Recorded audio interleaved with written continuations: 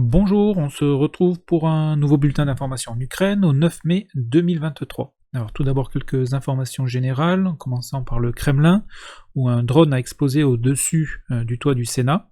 Le toit du dôme a pris feu et l'incendie a été éteint. L'armée ukrainienne et le président Zelensky n'ont pas revendiqué l'attaque. Un missile Kinzhal russe aurait été intercepté par une batterie patriote dans le ciel ukrainien. L'Union européenne va commander des obus d'artillerie pour l'Ukraine pour un montant d'1 milliard d'euros. Un nouvel échange de prisonniers a eu lieu entre Russes et Ukrainiens. 3 pilotes des forces aérospatiales russes ont été échangés contre 45 défenseurs d'Azovstal. La Pologne a livré 10 MiG-29 supplémentaires à l'Ukraine. Et enfin, dans le ciel de Kiev, un drone TB2 Bayraktar a été abattu par la défense antiaérienne de la ville, après que l'opérateur en ait perdu le contrôle. Donc pour rappel, le TB2 est un drone de fabrication turque en service dans l'armée ukrainienne.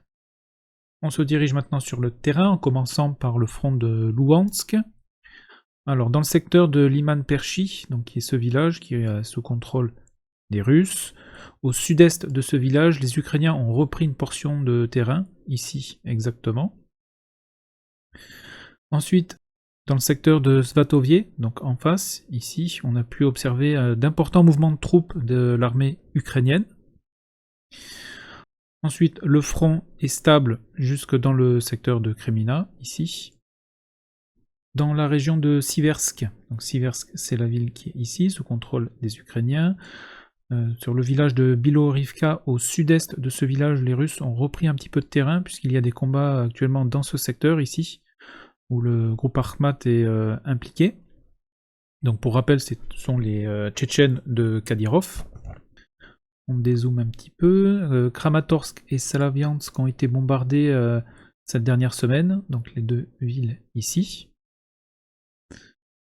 On se dirige maintenant sur le secteur de Bakhmout, en commençant au nord de Bakhmout. Là également, les Ukrainiens ont repris du terrain à l'ouest de Sako-Ivantsety, donc ici exactement. Le village de Orikovo-Vassilivka ici est toujours disputé, et sur Bakhmout même, donc Prigozhin a annoncé que Wagner allait quitter le secteur au 10 mai à cause d'un manque de munitions. Donc ça c'était la semaine dernière, et depuis donc les munitions et les obus d'artillerie notamment ont été livrés. Donc les combats continuent toujours à l'ouest de Bakhmout, donc ici exactement. Les positions ukrainiennes ont d'ailleurs été bombardées avec des munitions incendiaires. Les Russes continuent de grappiller du terrain, parce que notamment ici un bâtiment de la poste ukrainienne qui a été prise d'assaut par le groupe Wagner. Et d'ailleurs Wagner a tendance à lancer des assauts de nuit pour prendre du terrain, et en journée c'est davantage positionnel. Le général Mizintsev, qui était donc l'ex-responsable de la logistique de l'armée russe, a rejoint le groupe Wagner, donc au sein du commandement, et les Ukrainiens continuent à défendre et à s'accrocher à leur dernière position dans l'ouest de Bakhmout. La ville de Chassiv Yar, donc qui est à l'ouest de Bakhmout, ici, a été lourdement bombardée par l'artillerie russe. On observe dans ce secteur des réserves de l'armée ukrainienne, notamment. On continue sur la ligne de front. Au sud de New York, ici, une attaque ukrainienne a été signalée, mais par une seule source, donc j'attends des informations complémentaires pour pouvoir modifier la carte. Sur Avdiivka, pas eu d'évolution donc cette dernière semaine dans ce secteur. Idem sur Marinka. Donc on va se porter directement sur Vuhledar. Ici, l'artillerie ukrainienne a intensifié ses tirs, et également on a pu observer des reconnaissances de l'armée ukrainienne en force. Toutes ont été repoussées. Les Ukrainiens ont ici perdu plusieurs blindés dans ces tentatives, puisqu'en réponse, l'artillerie et l'aviation russe ont répliqué. Et ici, le statu quo est maintenu depuis maintenant plusieurs semaines. On se dirige maintenant dans le secteur de Zaporizhia. Ici, l'artillerie ukrainienne est également plus active qu'à l'accoutumée. Les Russes ont même commencé à évacuer les civils proches de la ligne de front, donc dans tout ce secteur ici. Donc les civils qui se dirigent vers le sud.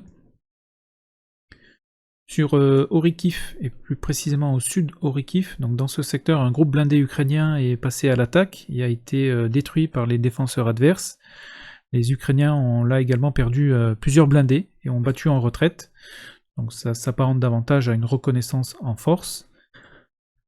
Toujours dans la région de Zaporizhia, les Ukrainiens ont prépositionné plusieurs lanceurs S-300. Et au niveau donc des brigades, on peut noter la présence de la 128e brigade ukrainienne dans le secteur de Cherbarki, ici. Et les 108e et 110e brigades dans le secteur de Oulialpol. 108e et 110e. Je voudrais maintenant faire un petit point sur les brigades ukrainiennes qui ont été entraînées par les Occidentaux. Donc, elles sont ici. Alors, je les ai positionnées ici, mais je ne les ai pas encore localisées exactement sur la carte. Il sera d'ailleurs intéressant de les localiser ultérieurement, puisqu'elles devraient, donc je parle au conditionnel, mais elles devraient composer le fer de lance de la fameuse offensive ukrainienne. Alors, donc 9 brigades ukrainiennes ont été formées par les Occidentaux.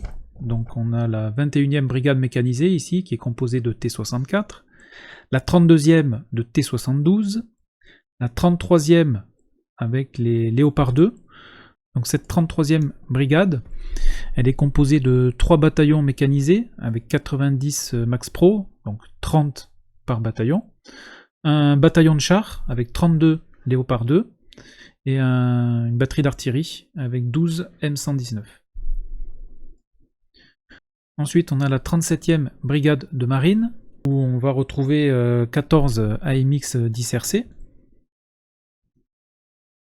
Ensuite, on a la 47e brigade avec des Bradley et des T55S.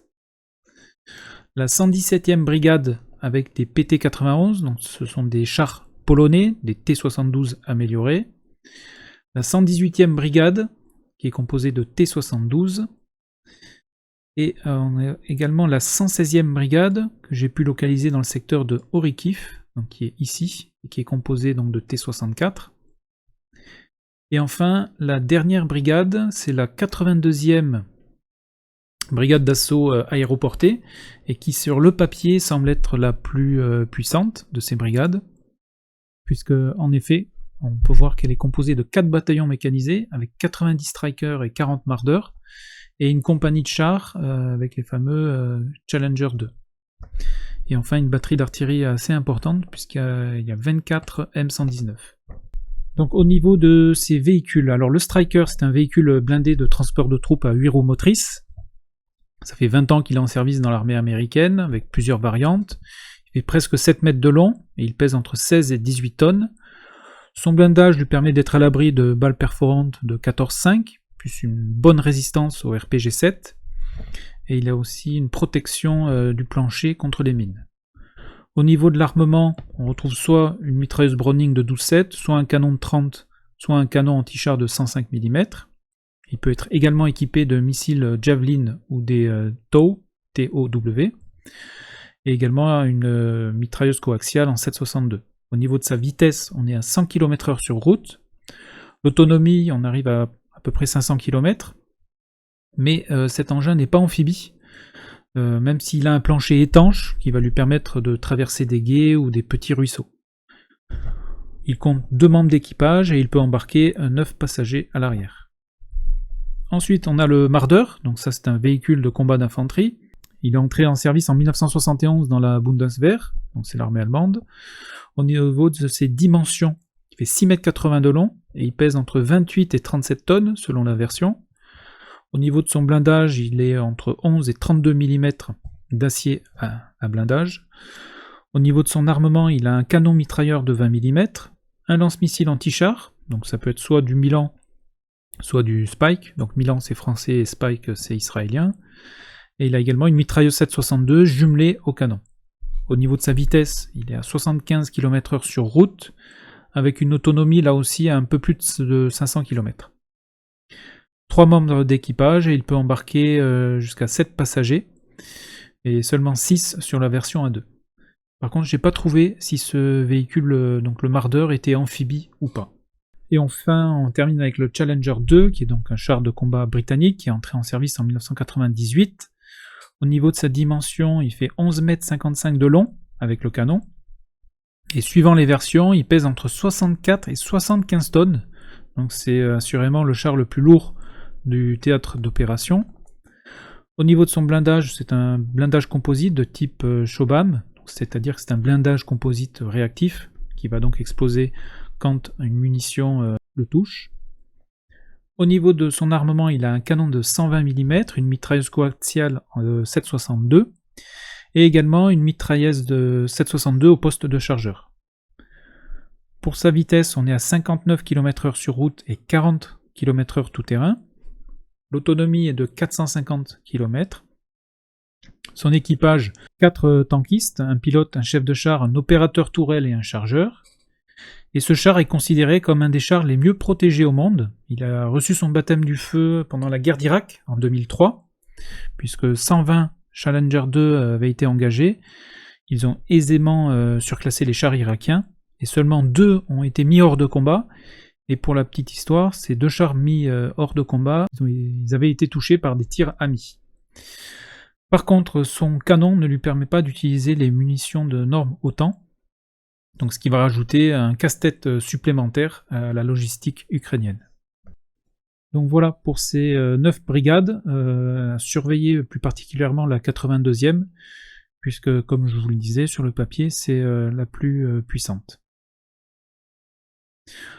On se dirige maintenant dans le secteur de Kherson. Il y a eu de nouvelles tentatives de débarquement des forces ukrainiennes qui ont toutes été couvertes par l'artillerie russe, donc pas de gains territoriaux.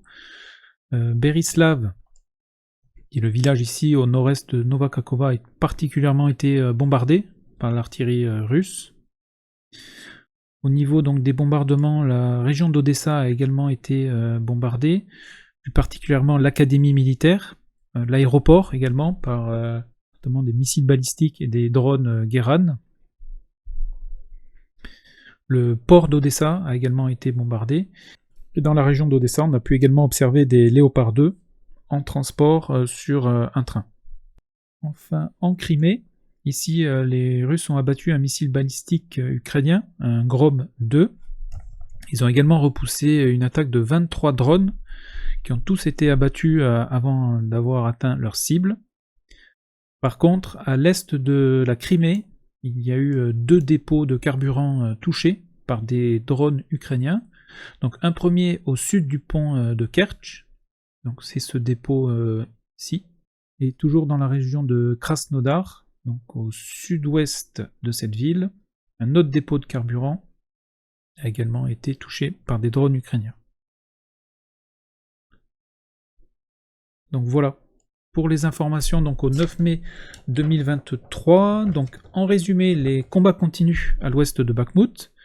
Prigojine et le groupe Wagner ont reçu les munitions demandées.